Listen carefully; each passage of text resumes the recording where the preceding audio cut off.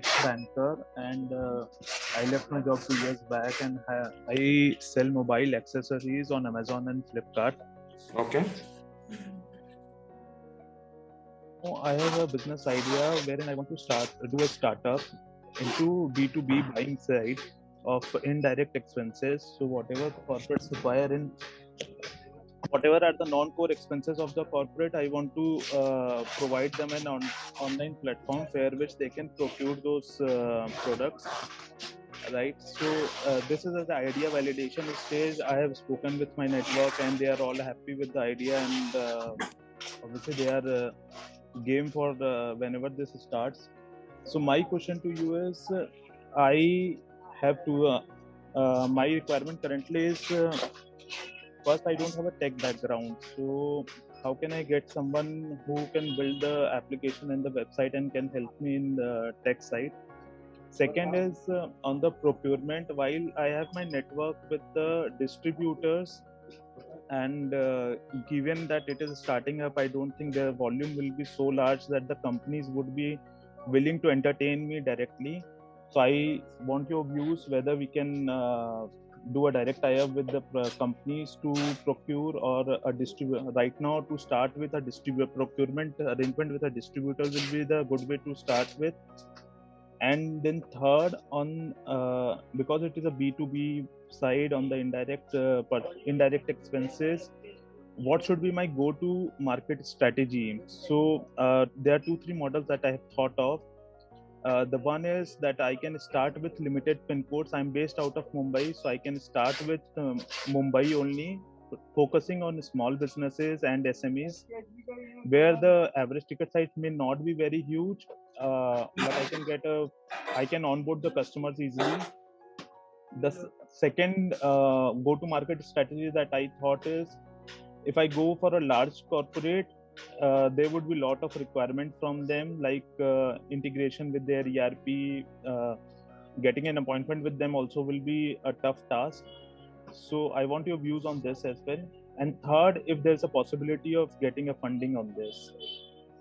Okay, so first of all, thank you so much for asking your question. Let me understand this again. So you want to build a platform for solving the problem of non-core expenses of an organization, right? Right, exactly. Now, can you define non-core expenses? What could be those? Yes, so Shishir, it will start with your as basic as stationaries, to your printing requirements, then to your packing requirements, then to your consumables, IT products, and not now, but at a later stage, it could also include your interiors, your furnitures, etc. Okay. All right. So that means you want to become the vendor for supplies, which are not the basic inputs, right? Right. And why not all the you want to get into the core inputs also? So for core input, every industry has their own specific requirements, right? So if I want to go for a core input, I will have to target one industry, kill that industry, and then move to another industry. Given my limited capabilities and resource, I don't think that would be possible at this stage with me alone, unless until I get someone who can join hands and we can do this together. Yeah, that's what I wanted to understand. So, you need to limit your number of products. That's what I wanted to know from your side. You cannot have everything, So right. Maybe somebody can ask for anything which you do not have, right? Like right. I'll tell you, there is a product which is required in incense sticks. Okay. Right. And that product is available only in Indonesia. Okay. So, and the demand is also very less. Okay. So if somebody asks you that particular thing, it will be difficult. So you need to define the list of products. You cannot have n number of products. You need to define, yes. And then you need to tie up with the vendors so that you can give them quantities. If you now don't give them quantities, you will not get the pricing. Right, exactly. So there are 3 parts of it. One, define the number of products. Second part is define your vendors according to the products. Third is define the logistics. Right. When you define all these 3, then you have to define your buyers as well. You cannot go haywire and talk to everybody. You need to identify first of all, identify how much requirement they would be having for what, right? And so understand your potential connects before you approach a company. Always it is a good option to research online. If it is a listed company, you can get a lot of details there, profit and loss, balance sheet, all those are available. If it is not, if it is a private limited, then also you can ask your CA to download their last year filing, right? From those filings you can find out what is their expenditure on these products. Accordingly you can plan your strategy, right? So this is about the idea. Then you asked me whether this idea is fundable. Generally B2B ideas are not fundable. B2B startups are not fundable because it's very difficult to scale up immediately overnight. If you get more money, you have to have a process of quotations and all. But when you make it as a marketplace wherein they are buying from different vendors, now you are not supplying, different vendors are supplying, you standardize everything and they are quoting, and they are, you just become a platform, then it becomes very much fundable. If you want to supply everything yourself, then your fundability, scalability will be challenged, because you are getting into logistics, you are getting into warehousing, you are getting into quality, you are getting into products. So a lot of issues will be there. But if you become a digital platform only, wherein you standardize the product, that these number of products will be there, and they will be having this kind of quality, this is the price, everything is organized, then you can go about it. And in case somebody is not finding something from the nearby stationery or nearby shop, they can get it done, imported, or maybe get it sent from different distance locations. You need to have a very smooth logistic operational partner, right? So maybe a courier aggregator could help you. Shiplight, Shiprocket, these kind of, they have very good pricing, right? So 2 questions answer. Another, you asked me about how do you find a co-founder who's a CTO, right? Yes. Or how would you build this product? So in case you are planning to build this in-house, and if you have the budget, then you can have a CTO. CTO will not be able to develop the product, but definitely will be able to guide the team about the product development, right? Okay. In case you don't have the budget, it is always advisable to outsource this to an IT company, right? And before you outsource it, best option is to first list all the requirements in a particular white paper, and convert a video. Once maybe you explain it to somebody, 1 or 2 vendors, and record that particular video. Now you have a written documentation and you have a video, right? I'm not asking you to create a SRS will be complicated, but you can write everything in plain English, and then approach StartupLanes. We can get you a lot of vendors from our system. Those vendors will together pitch you. You can share that video recording and they will pitch you, right? And once they it will save a lot of time. They will ask questions in one Zoom meeting, and then you can select a vendor. What StartupLanes does is, we ensure that we your payment is with us. You don't pay directly, so we escrow the payment, and we do it module wise. Once the module is completed, you tell us that my work is done, release the payment, we release the payment. The best part is, this is entirely free service, no charges from the buyer, and no need to become a gold member or anything. It's free service for everybody, right? So this way you control the vendors and you ensure that the work is happening. In case the work is unsatisfactory, we refund the amount, or you can change the vendor, right? We don't release the money to them. So this protects all your rights. And also, once you have everything in black and white, they cannot say that this was not included, that was not included.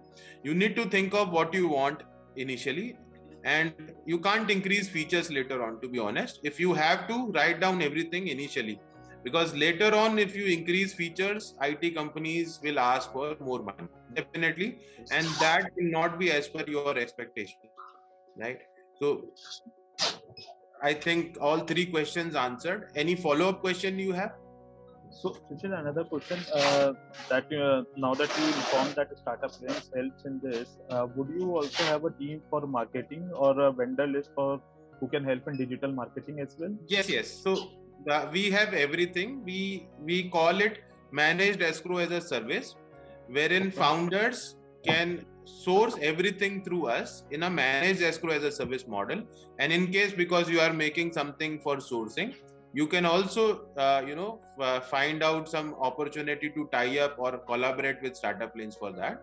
We do managed escrow as a service, and we offer this facility to all the founders, so that they are not cheated, their interest is protected, and work is divided into modules. And one more thing that we help on the seller side is sellers also get an opportunity to utilize the benefit of StartupLanes brand and front end, because the small companies, they can offer good price, but they don't have customer support. So who will provide that customer support? Who will pick up your calls if you have some problem? Right. So that is what we do. We support both sides, sellers and buyers both. Our team will pick up calls and mediate and manage and ensure that your work is done. Right. That's very important. Plus, we are specialists of multiple domains: technology, finance, HR. We are specialists in the multiple domains, so we can assure that this happens. Plus, we are tied up with a lot of digital marketing companies. In fact, if you want the best of the best, we have those also. And we will ensure that they will talk to you. Sometimes, small budget, they don't want to entertain. Some clients, if you say, my budget is 50,000 per month, they will not entertain. But, because we are a large buyer and referrer for them, they entertain all our requests. They might tell you that, we might not be able to set up a campaign, but they will advise you on that. Right. So that will also become, before you go to a digital marketing company, you need to have a clear customer acquisition cost model, and you need to know the lifetime value of the customer. If you know your CAC and LTV, then it will help plan your budget. And this CAC you can find out by giving it to a pilot to any digital marketing company. You can do Facebook, Google, email marketing, SMS, WhatsApp campaign for you. That will, and every channel you have to study the CAC. Right. So for some kind of activities, some channels are very good. Like still real estate players are using SMS. Right. But SMS is not very much useful for an IT company, or for an organization which has something which is not so common. So for common things, SMS is good enough. Right. But not for not so common things, SMS is not good enough. So you need to find out this multiple CACs, and then you get a blended CAC. As per the blended CAC, you can plan out everything, your budget, and that is how, because of your CACs to LTV, we can plan out the funding. This is pretty fundable if you make it as an aggregation model or a platform. But if you get into supplying yourself, I'm sorry, it may not be fundable as it is, because it becomes really very, very difficult, provided the challenges of logistics, quality control, warehousing, lot of challenges come, and it will not be an asset light model. You need to have a inventory model. So Shishir, just one more follow-up question on this. So I thought of a marketplace model, but because this was a starting up, so I thought managing the inventory will maintain the quality. So this was my idea, that I'll start with an inventory model wherein I'll provide everything in the start, and later on when I scale up, then we can look at the marketplace model. Because what you can do is, you can initially just limit the number of and the name brands of products, right? So limit some, say start with 100 products and start with say 400 or 500 brands, just 4 brands for one product.